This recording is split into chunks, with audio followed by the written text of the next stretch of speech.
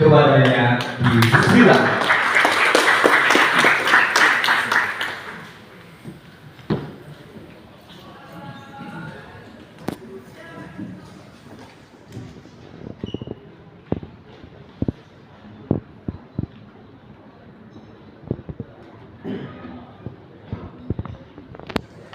Assalamualaikum warahmatullahi wabarakatuh.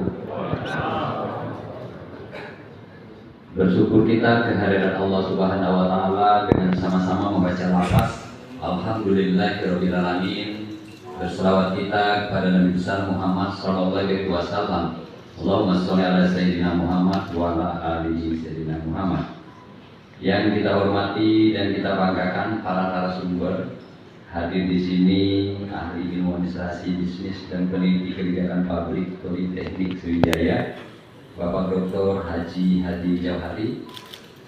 Yang kami hormati juga hadir di sini, ini guru saya sebenarnya, Guru Besar Fakultas Teknik Industri, Ibu Profesor Haja Erika Boholi, MSc PhD.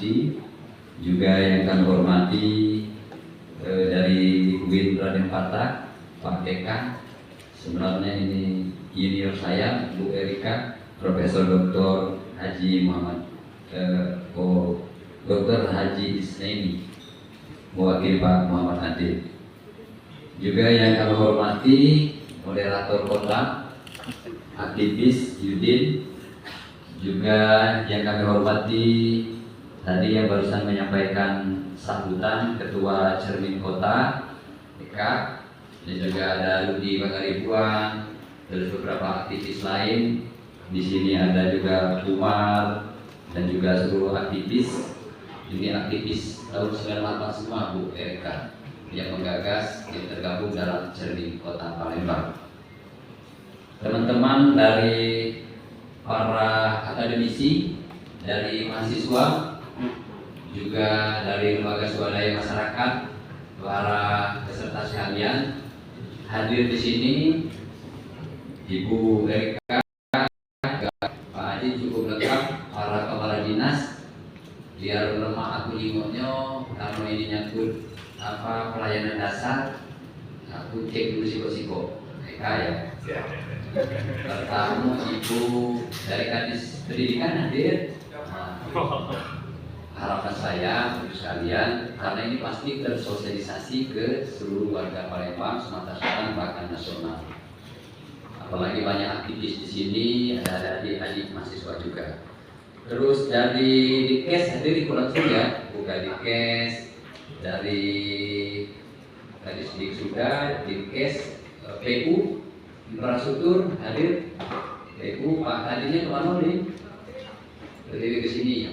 Suruh Pak Kadin datang, ya. Ada wali kota datang, dia udah datang, ya. Terus terkintan hadir, Pak Kadin, Pak Kadinnya mana? Acara apa Mas? Seharusnya tadi ada di sini tapi seharusnya belum ada. Ataupun suruh datang melok diskusi. Jadi kalau ada pertanyaan bisa langsung dijawab Pak Bambang ya, Dr. Bambang. Terus dari puskesmas sudah, berkintan, pelayanan dasar, yang lain dinas lingkungan hidup, soal sampah hadir, Pak Sekti ya, Pak Kadinya izin, terus dari Bapenda hadir, Sanita, itu Capil hadir ya, Ibu Kadin hadir, terus lagi Disub hadir, ini Pak Fungsional Utama Pak Hari ya. Senior juga tolong dibantu nanti Pak Hari ya kaitan dengan kebijakan Kota Palembang. Saya lihat mayoritas hadir semua, Eka, Pak Budi ya di kesempatan ini. Para camat, diundang semua Pak Camat ya. Para camat sekalian, terus para kepala bagian terkait, tolong juga disuruh hadir. Administrasi pembangunan, terus UILP, terus kerjasama. Tolong juga protokol supaya ikut hadir. Pak Kadin Pariwisata hadir ya. Pak Pariwisata juga hadir karena ini nyangkut beberapa kebijakan juga. Bapak Ibu hadirin sekalian, kita sudah ingat semua tanggal 20 kemarin kami diberi amanah. Amanah sebagai wali kota dan wakil wali kota Palembang. Terlepas dari dinamika yang ada, sudah saatnya kita bergandengan tangan. Kami mohon doa, mohon dukungan, mohon sinerginya, mohon kerjasamanya. 5 tahun ke depan kami mohon untuk dukungan kepada Ratu Dewa Kalimantan.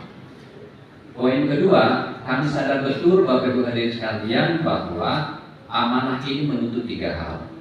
Amanah boleh jadi sering saya katakan anugerah yang datangnya dari Allah Subhanahu wa Ta'ala, atau boleh jadi yang kedua adik-adik sekalian para aktivis mahasiswa, yaitu ancaman kekotoran buat kami berdua, sehingga ini menjadi kehati-hatian dalam mengemban sebuah amanah.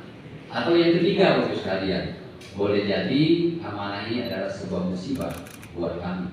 Tetapi yakin dan percayalah, kita sama-sama optimis, tidak hanya berlaku pada diri kami, berlaku buat kita semua. Bahwa mari kita pandai-pandai mengolah amanah ini, sehingga ada keberpihakan kepada rakyat keluarga Palembang. Senantiasa kita berdoa kepada Allah Subhanahu wa Ta'ala sehingga amanah ini dapat dilaksanakan dengan sebaik-baiknya.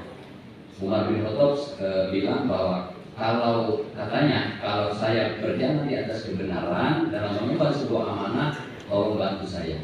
Tetapi kalau saya berjalan di atas kebatilan, tolong luruskan saya dalam mengemban sebuah amanah. Bapak Ibu hadirin sekalian, visi RTPS kemarin juga melalui RPJMD sudah dilaksanakan, RKPD sudah dilaksanakan oleh Bapeda, yaitu mewujudkan Palembang berdaya, Palembang sejahtera yang berkelanjutan. Kalau bicara yang berkelanjutan, Bapak Ibu semuanya, sebagai visi besarnya pemerintah Kota Palembang, maka kita jadi ingat di priorisasinya Edison Tanah Putra. Karena di sana sudah jelas peraturan daerah yang mengatur tentang pembangunan yang berkelanjutan. Saya sudah baca di sana para narasumber, kalau saja kita konsisten dengan perda yang lama, tidak ada celah lagi. Mungkin ada beberapa hal yang perlu diambil saja. Tetapi kita sering lupa dengan perda yang lalu sehingga terabaikan di priorisasi sebelumnya, tidak mengacu kepada perda yang lama sehingga ini tidak menjadi sebuah rujukan. Itu poin pertama komentar saya. Yang kedua, Bapak Ibu sekalian, kenapa kami mengambil visi besar yaitu Palembang berdaya, Palembang sejahtera? Karena kaitan berdaya dari semua sektornya. Tentunya titik tekan kita adalah mulai dari sisi pembangunan, bagaimana juga tata kelola pemerintahan yang baik, yang akuntabel, efektif, efisien. Belum lagi kita bicara tentang berdaya dari sisi kepariwisataan dan berdaya dari sisi UMKM-nya. Kita akui memang, kita sadari memang bahwa UMKM kita sebagai fondasi dasar menggeliatkan perekonomian. 1 tahun terakhir memang kita sadari 5,12% naik ke 5,13% sebagai pertumbuhan ekonomi. Ini adalah sesuatu yang bertanda baik. Maka dari itu pertumbuhan ekonomi ini, para narasumber, kemarin kita akui bahwa pertambahan penduduk 1,63% dari 2024 ke 2025 menjadi 1,8 juta dari 1,7 juta itu. Ini adalah sebuah pertanda bahwa Wong Palembang semakin tahun semakin meningkat pertumbuhan ekonominya. Nah, semuanya ini kami kemas. Ini terlihat soal luas area Kota Palembang. Para narasumber, ini 352,51 km luas area Palembang. Di priorisasi, saya sudah bicara dengan Pak Primas Alam. Ini harus kita kembalikan perluasannya di angka 400, sekian kemarin. Nah, bagaimana caranya? Kami akan segera mengusulkan kepada kantor gubernur dan juga kepada Menteri Dalam Negeri agar Palembang ada perluasan lagi, mengembalikan kepada. Apa upaya yang telah saya lakukan? Saya sudah bicara langsung dengan Pak Gubernur Sumatera Selatan agar dikembalikan luas wilayah Palembang kepada aturan yang sebelumnya 400, sekian kilometer persegi. Dan insya Allah akan, kalau ini dikabulkan, maka yang kemarin sesuai dengan regulasi yang ada, baik mulai dari talang bulu dan lain sebagainya, perbatasan antara Banyuasin dengan Ogan Ilir, perbatasan dengan Muara ini, insya Allah ini akan memperluas kembali wilayah Kota Palembang, sehingga akan kembali pada luas area Palembang, tidak di angka 352, kembali kepada angka 400, sekian meter persegi. Bapak Ibu hadirin sekalian, persoalan pertumbuhan ekonomi sudah kami jelaskan sedikit tentang tadi. Ada beberapa hal yang menggembirakan buat Kota Palembang, cukup menjanjikan Bapak Ibu hadirin sekalian. Apalagi kalau kita sudah disinggung oleh Ketua Jadi Kota Eka bahwa memang kita sadari UMKM Palembang 91.000 lebih, pelaku industrinya di angka 7.000 lebih itu, ini harus benar-benar diberdayakan. Tidak hanya sekedar simbolistik Bapak sekalian.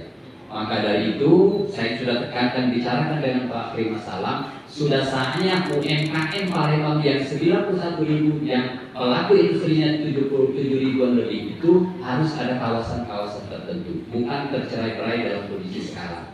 Kalau dia ada kawasan tertentu UMKM pelaku ekonomi di tingkat grassroots, insya Allah UMKM ini bisa ditata dengan sebaik-baiknya. Makanya waktu Ibu Kadin Koperasi di Dadaku Eki kemarin, Pak, kita sudah siap permodalan untuk UMKM 91.000 sekian, karena sesuai dengan komitmen kami waktu kemarin.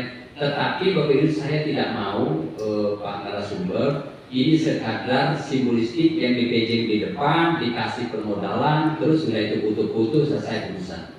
Saya tidak mau kemarin sehingga sempat tertunda. Saya ingin pelaku UMKM itu memang di tingkat bawah. Kita ke bawah, kita jingoknya pelaku UMKM ini kita serage di tingkat lapangan, sehingga benar-benar terasa.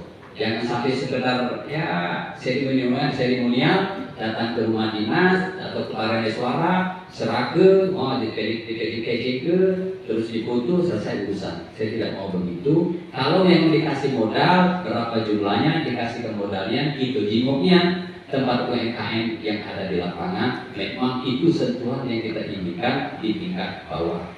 Bapak Ibu hadirin sekalian, itu kaitan dengan masalah dari sisi pelaku